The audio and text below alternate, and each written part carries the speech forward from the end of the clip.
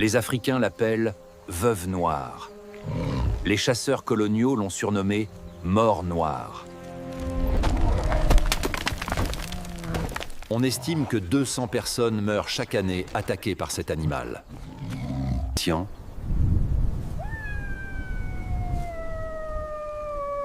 Plus que par des lions ou des léopards.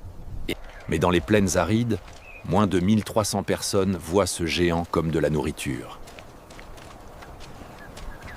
Sans armes à feu, sans véhicules, sans équipement moderne. Seulement un savoir, transmis de génération en génération. Et un poison extrait d'une fleur rose.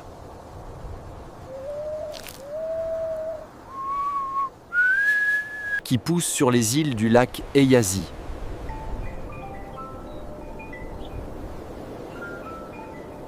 Les Hadzabe ne sont pas une curiosité anthropologique ou une attraction touristique créée pour divertir les visiteurs occidentaux. Ils sont la preuve vivante que l'être humain peut exister d'une autre manière. Pendant que vous lisez ces mots, quelque part dans les collines autour de la vallée du Rift, un groupe d'hommes se prépare à affronter l'un des animaux les plus dangereux de la planète en utilisant une technologie qui n'a pas changé depuis 50 000 ans. Génétiquement, les Hadzabe sont l'une des lignées humaines les plus anciennes de la planète, comparable seulement au peuple San du sud de l'Afrique. Leur ADN porte des marqueurs qui les relient directement aux premiers humains modernes ayant habité le continent africain. Le territoire Hadzabe se trouve au nord de la Tanzanie, dans une région connue sous le nom de Hadzaland. Le lac Eyazi, un lac salé saisonnier qui couvre environ 1050 km², forme le cœur de ce territoire. Ce lac a 65 millions d'années, formé peu après l'extinction des dinosaures, lorsqu'une fissure s'est ouverte dans le plancher de la vallée du Rift. Le paysage environnant est un mélange de savanes sèches, de forêts d'acacias épineux et des emblématiques baobabs, dont les troncs massifs peuvent stocker des milliers de litres d'eau. Pensez au scénario un instant. Le buffle d'Afrique, spécifiquement la sous-espèce connue sous le nom de buffle du Cap, peut peser entre 500 et 900 kilos. Pour vous donner une idée, un mâle adulte à la limite supérieure de cette fourchette équivaut au poids d'une voiture économique totalement chargée de passagers et de bagages. Les mâles adultes mesurent entre 1,30 m et 1,70 m de hauteur à l'épaule, pratiquement la même stature qu'un homme ordinaire. La longueur du corps peut varier de 2,40 m à 3 m, 40 cm.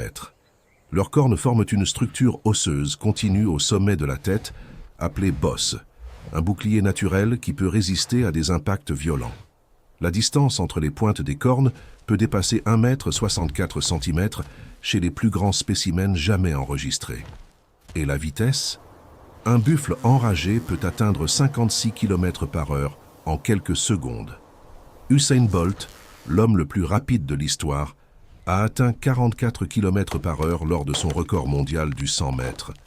Si vous croisez le chemin d'un buffle irrité, aucune course ne peut vous sauver. Même les lions, les prédateurs les plus redoutés de la savane africaine, attaquent rarement les buffles adultes. Lorsqu'ils le font, ils ont besoin d'un groupe de 3 félins ou plus travaillant en coordination, et même ainsi, ils échouent souvent. Le buffle d'Afrique est responsable de plus de morts de lions que tout autre animal.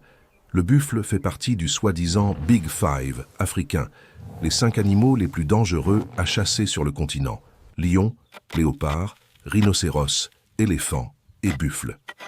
Les chasseurs de safari modernes paient plus de 10 000 $ pour le privilège de tenter d'abattre un buffle, utilisant des fusils de gros calibre et des guides expérimentés. Même ainsi, des accidents mortels surviennent régulièrement. L'animal a une réputation bien documentée d'embusquer les chasseurs qui le poursuivent, se cachant dans la végétation dense et attaquant lorsque la proie humaine s'y attend le moins. Considérez maintenant l'arme que les Hadzabe utilisent contre ce colosse, un arc fait de bois local d'environ 1,20 m de longueur et des flèches avec des pointes en métal forgé ou en os aiguisé. La force de pénétration de ces flèches est suffisante pour blesser, mais jamais pour abattre instantanément un animal de près d'1 tonne. Alors comment y parviennent-ils? La réponse réside dans une plante d'apparence inoffensive qui fleurit sur les rives du lac Eyazi. La rose du désert, connue scientifiquement sous le nom d'Adenium obesum, est une plante succulente au tronc bulbeux et aux fleurs roses vifs. Les Hadzabe l'appellent panjuko et elle représente leur poison le plus utilisé. Pour qui ne la connaît pas, elle ressemble juste à une autre plante ornementale africaine. Mais chaque partie de cette plante contient des glycosides cardiaques, des composés chimiques qui affectent directement le fonctionnement du cœur. Lorsque ces substances entrent dans la circulation sanguine d'un animal, les premiers signes apparaissent rapidement. Salivation excessive, vomissement, diarrhée. À mesure que l'empoisonnement progresse, l'animal devient faible, léthargique, instable sur ses jambes. Le cœur commence à faillir. Cela fonctionne. Les Hadzabe utilisent 3 types différents de poisons pour leurs flèches, selon la disponibilité. Outre le panjuko extrait de la rose du désert, il existe le chanjoko, obtenu à partir des graines de la vigne Strophanthus eminii, un arbuste ou une plante grimpante qui pousse dans les zones montagneuses du territoire Hadzabe. Le 3e type, appelé kalikazi, est produit à partir de l'arbre Acocanthera chimperi. Mais cette plante ne pousse pas dans le Hadzaland. Les Hadzabe obtiennent ce poison par des échanges commerciaux avec des tribus voisines. Tous les 3 poisons fonctionnent selon le même principe, des glycosides cardiaques qui paralysent le muscle cardiaque. Le processus de préparation du poison de panjuko est méticuleux et requiert des connaissances spécialisées. Les hommes voyagent jusqu'à une île spécifique sur la rive sud-est du lac Eyazi où les roses du désert poussent en abondance. Ils coupent des branches ou broient la plante encore attachée au sol, utilisant l'extrémité en bois de leur hache comme pilon. Une fois que la pulpe est bien battue, le jus est pressé et placé dans des récipients improvisés. Le liquide est ensuite bouilli lentement, jusqu'à ce que toute l'eau s'évapore. Ce qui reste est une substance noire et collante qui peut être moulée comme de l'argile et transportée en petites boules. Au moment de l'appliquer, le chasseur ramollit le poison et l'enroule en fines lanières juste en dessous de la pointe de la flèche. Le poison est hautement soluble dans l'eau, donc les Hadzabe ont développé des carquois spéciaux qui maintiennent les flèches empoisonnées loin du sol humide. Le poison doit être manipulé avec un soin extrême. Une égratignure accidentelle peut être fatale pour le chasseur lui-même. Les Hadzabe transportent leurs flèches empoisonnées enveloppées dans des feuilles et ne touchent jamais les pointes traitées avec les mains nues. Cette connaissance sur le danger du poison est transmise dès l'enfance, quand les garçons commencent à accompagner les hommes adultes dans de petites chasses d'entraînement. Mais le poison seul ne garantit rien. La flèche doit atteindre l'animal. Et ici entre la véritable art de la chasse Hadzabe. Comment pistez-vous un animal qui peut vous tuer en quelques secondes s'il perçoit votre présence? La réponse réside dans des décennies d'observations transmises de père en fils, de grand-père en petit-fils. Les Hadzabe connaissent les modèles de mouvement des buffles, savent où ils boivent de l'eau pendant la saison sèche, où ils se reposent pendant la chaleur écrasante du midi africain, par quels sentiers ils marchent à la tombée de la nuit quand la température chute. Ils identifient des traces au sol qui, pour des yeux non entraînés, seraient complètement invisibles. Une empreinte partiellement couverte par des feuilles sèches raconte une histoire complète. Depuis combien de temps l'animal est passé, dans quelle direction il allait, s'il était seul, ou en groupe, s'il marchait tranquille ou pressé, si c'était un mâle ou une femelle, jeune ou vieux. Les Hadzabe réalisent 2 types de chasses. Les chasses courtes ont lieu le matin, généralement dans un rayon de 5 km du campement, et se concentrent sur des proies plus petites comme les dik-dik, les cochons sauvages, les babouins et des oiseaux comme les pintades et les francolins. Mais la chasse au buffle appartient à la seconde catégorie, les expéditions longues. Les hommes peuvent marcher pendant 3 à 4 jours consécutifs à la recherche de grands animaux. Ils dorment dans la brousse, mangent ce qu'ils trouvent en chemin, se maintiennent dans un silence presque absolu. Ils n'emportent que leurs arcs, flèches, haches et de petites boules de poison enroulées dans des feuilles. Quand ils aperçoivent enfin un buffle adéquat, généralement un vieux mâle solitaire qui s'est séparé du troupeau, l'approche commence. Les vieux buffles qui ont quitté le troupeau sont connus pour être particulièrement agressifs et dangereux, mais ils sont aussi plus vulnérables car ils sont seuls. Silence total. Chaque pas est calculé avec une précision millimétrique. Le vent doit souffler de l'animal vers le chasseur jamais le contraire, où le buffle sentira l'odeur humaine et fuira, ou pire, attaquera. Les Hadzabe se déplacent en utilisant la végétation comme couverture, rampant parfois sur des centaines de mètres à travers des arbustes épineux qui égratignent la peau. La distance idéale pour le tir est d'environ 20 à 30 mètres. Plus loin, la flèche perd en précision et en force. Plus près, le risque d'être détecté augmente exponentiellement. Le moment du tir est une fraction de seconde qui peut signifier la différence entre nourrir le campement pendant des semaines ou revenir les mains vides, ou ne pas revenir. Quand la flèche atteint le buffle, l'animal ne tombe généralement pas immédiatement. Il court. L'impact d'une flèche de bois et de métal n'est pas suffisant pour abattre 900 kg de muscles et de furie. Les Hadzabe ne poursuivent pas. Ils attendent.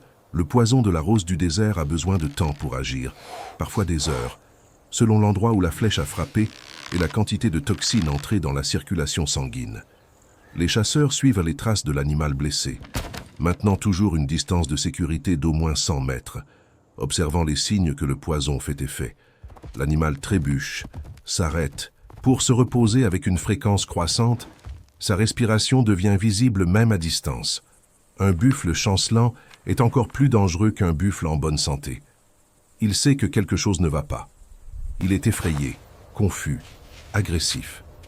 Tout mouvement brusque peut déclencher une charge désespérée. Les Hadzabe racontent des histoires de chasseurs qui se sont approchés trop tôt et ont payé de leur vie. La patience n'est pas seulement une vertu dans ce contexte, c'est de la survie. Quand l'animal succombe enfin, le vrai travail commence. Un buffle adulte peut fournir entre 300 et 400 kilos de viande exploitable, en plus de la graisse, des viscères, de la peau, des os et des tendons. Les Hadzabe ne possèdent pas de réfrigération. Ils doivent donc traiter l'animal rapidement, avant que la viande ne se gâte dans la chaleur africaine. Des parties sont consommées immédiatement, sur le lieu même de la chasse. D'autres sont coupées en fines lanières et fumées au-dessus de feux improvisés pour la conservation. Le processus de séchage et de fumage peut prendre plusieurs jours. Et ici surgit une question fondamentale. Comment un groupe de personnes transporte-t-il des centaines de kilos de viande sur des kilomètres de terrain accidentés sans véhicules ni animaux de bas? Ils ne portent pas. Ils se déplacent. Quand les Hadzabe abattent un grand animal comme un buffle ou une girafe, toute la communauté se déplace près de la carcasse. Au lieu de transporter la proie, ils transportent le campement. Cette adaptation brillante élimine le problème logistique et permet de profiter de chaque partie de l'animal sans gaspillage. C'est une solution élégante qui a probablement été développée il y a des milliers d'années et transmise à travers d'innombrables générations. Les campements Hadzabe sont des structures délibérément simples. Des huttes faites de branches courbées couvertes d'herbes sèches peuvent être montées en seulement 2 ou 3 heures par des femmes expérimentées. Il n'y a pas d'attachement à un lieu spécifique. La mobilité est une partie essentielle de leur stratégie de survie, un héritage de nos ancêtres nomades qui parcouraient l'Afrique avant l'apparition de l'agriculture. Un groupe typique inclut environ 30 personnes et déménage toutes les quelques semaines, suivant la disponibilité de l'eau potable, des fruits sauvages et du gibier. Le soleil est bas quand les chasseurs retournent à l'endroit où le buffle est finalement tombé. L'animal gît immobile entre des buissons d'acacia, son corps massif créant une ombre qui s'étend sur plusieurs mètres. Les hommes s'approchent avec une prudence extrême, même maintenant. Un buffle peut sembler mort et avoir encore une force résiduelle pour une dernière attaque fatale. Ils poussent l'animal avec les extrémités de leurs longs arcs, observent attentivement s'il y a le moindre mouvement dans les yeux ou les narines, le moindre tremblement musculaire qui indique la vie. Rien. Le travail de traitement commence immédiatement. Les Hadzabe ne possèdent pas de couteau en acier inoxydable ou d'outils industriels de coupe. Leurs lames sont faites de métal recyclé, souvent obtenu par des échanges commerciaux avec la tribu voisine Datoga qui sont d'habiles forgerons. Les Datoga vivent dans la vallée Yaeda, au sud-est du lac Eyasi, et maintiennent une relation symbiotique avec les Hadzabe depuis des générations. En échange de pointes de flèches et de lames de métal, les Hadzabe offrent de la viande de gibier et du miel sauvage. Pour les Datoga, manger de la viande de gibier est traditionnellement tabou, mais les forgerons, qui occupent une position sociale marginalisée au sein de la communauté Datoga, ne suivent pas cette restriction. C'est un système de commerce qui fonctionne depuis des siècles, basé sur la confiance mutuelle et la nécessité complémentaire. La première coupe ouvre l'abdomen du buffle de haut en bas. L'odeur est intense, primordiale, un mélange de sang frais, de contenu intestinal et du muscle caractéristique de l'animal sauvage. Pour les Hadzabe, ce n'est pas désagréable. C'est l'odeur de l'abondance, de la sécurité alimentaire garantie pour des semaines. Les viscères sont retirés avec un soin méthodique. L'estomac, les intestins, le foie, les reins, le cœur. Tout a une utilité spécifique. Rien n'est gaspillé. Même le contenu de l'estomac, partiellement digéré, sera examiné pour identifier quelle plante le buffle mangeait, une information utile pour les futures collectes. Et ici entre un élément qui peut choquer les sensibilités modernes, certaines parties sont consommées crues, la même, encore chaude de la chaleur corporelle de l'animal.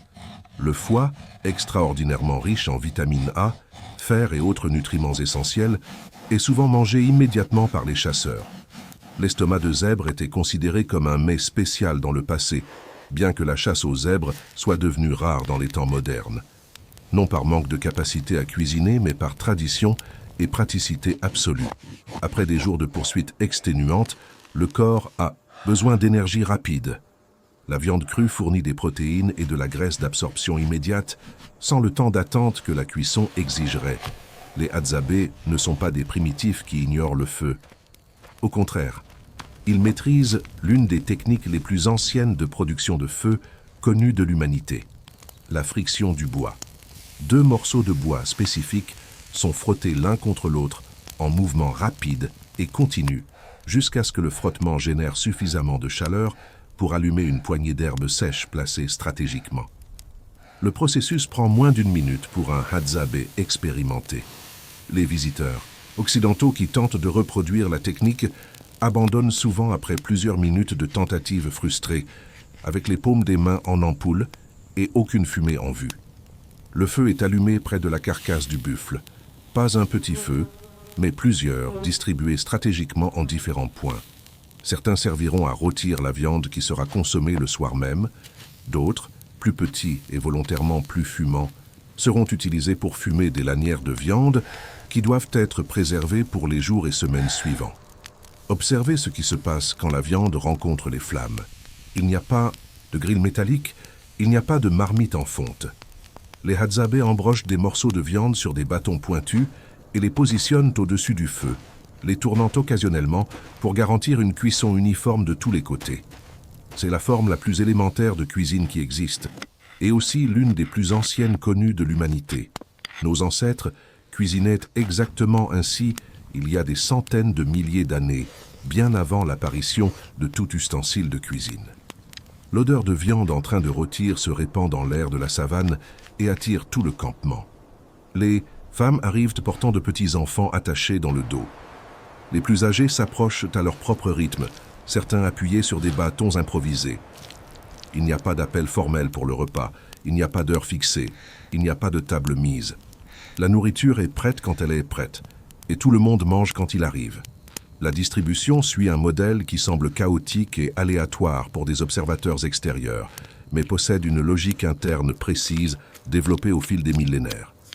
Les chasseurs qui ont participé directement à la chasse ont droit à certaines portions spécifiques, généralement les parties les plus valorisées comme le foie et la graisse. Mais cela ne signifie pas qu'ils mangent en premier ou qu'ils mangent plus. Cela signifie seulement qu'ils décident comment distribuer ces portions entre les autres membres du groupe. C'est un système de prestige qui se manifeste par la générosité démontrée, non par l'accumulation égoïste. Un petit enfant, peut-être âgé de 3 ou 4 ans, est assis près du feu crépitant. L'un des chasseurs, possiblement son père ou son oncle, offre un morceau de viande directement de sa propre portion. L'enfant accepte sans cérémonie élaborée, mâche la viande fibreuse avec difficulté en utilisant ses dents de lait aval. C'est une scène qui se répète dans tous les coins du campement, à tous les feux allumés. Les plus âgés nourrissant les plus jeunes, les plus forts garantissant que les plus faibles ne manquent de rien. Combien de temps cette viande durera-t-elle? Un buffle adulte peut nourrir un campement de 30 personnes pendant 2 à 3 semaines, selon la façon dont elle est préservée et complétée par d'autres aliments collectés quotidiennement. La viande fumée peut durer encore plus longtemps, surtout pendant la saison sèche qui va de juin à octobre, quand l'humidité de l'air est basse et la décomposition bactérienne est significativement plus lente. La technique de fumage est simple mais extraordinairement efficace. De fines lanières de viande, coupées avec précision pour garantir un séchage uniforme, sont suspendues au-dessus de feux de faible intensité, où la fumée les enveloppe constamment pendant des jours. Le processus retire graduellement l'humidité de la viande, tandis que les composés chimiques présents dans la fumée agissent comme conservateurs naturels et antimicrobiens. Après plusieurs jours de ce traitement continu, la viande acquiert une texture rigide presque comme du cuir et une saveur intense et fumée, pouvant être stockée et transportée pendant des semaines sans aucune forme de réfrigération artificielle. Mais la viande n'est pas le seul produit du buffle que les Hadzabe exploitent systématiquement. La peau épaisse de l'animal sera tannée en utilisant des méthodes traditionnelles qui impliquent des huiles naturelles et transformée en cuir résistant pour des vêtements et des accessoires. Les os les plus longs seront brisés pour extraire la moelle, une source extraordinairement riche en graisses caloriques que les Hadzabe valorisent énormément. Certains os seront transformés en outils pratiques. Les tendons seront soigneusement extraits, séchés au soleil et utilisés comme cordes durables pour les arcs de chasse. Même les cornes massives ont une utilité, soit comme récipient pour le stockage, soit comme objet précieux d'échange avec d'autres tribus de la région. Cette utilisation complète et intégrale de l'animal n'est pas seulement une efficacité pratique, c'est une forme de respect profond. Les Hadzabe ne chassent pas pour le sport, pour le plaisir ou pour un trophée à exhiber. Chaque animal mort représente une subsistance vitale pour toute la communauté. Gaspiller n'importe quelle partie serait non seulement impraticable du point de vue logistique, mais moralement faux au sein de leur vision du monde ancestral. Et quelle est cette vision du monde? Les Hadzabe ne suivent aucune religion organisée au sens où les sociétés modernes le comprennent. Ils ne possèdent pas de temples construits, de prêtres ordonnés ou de livres sacrés écrits. Mais cela ne signifie pas qu'ils soient dépourvus de spiritualité ou de connexion avec des forces supérieures. Lorsqu'on les interroge sur leurs croyances les plus profondes, ils répondent constamment qu'ils existent à cause de la terre où ils vivent et qu'ils prendront toujours soin de cette terre en retour. C'est une philosophie de réciprocité équilibrée avec l'environnement naturel, non de domination ou d'exploitation sur lui. Cette relation symbiotique avec la nature est visible dans chaque aspect de leur vie quotidienne. Les Hadzabe n'épuisent pas les ressources d'une zone avant de se déplacer vers la suivante.